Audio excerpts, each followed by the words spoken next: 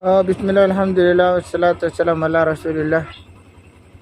So ito yung minarit natin dito sa masjid. At ito ay magsimula nung naitayo hanggang sa ngayon ay hindi pa ito napinturahan. So inshallah ay mapinturahan po natin ito. So maaari po kayong mag-contact sa atin sa mga konting tulong na po pwede natin pag-ambag-ambagan. So ito ay nakikita ng mga traveler kapag andun sila sa andun sila sa kalsada.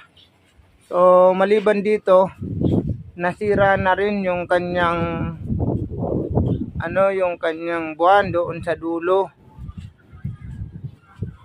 Nasira.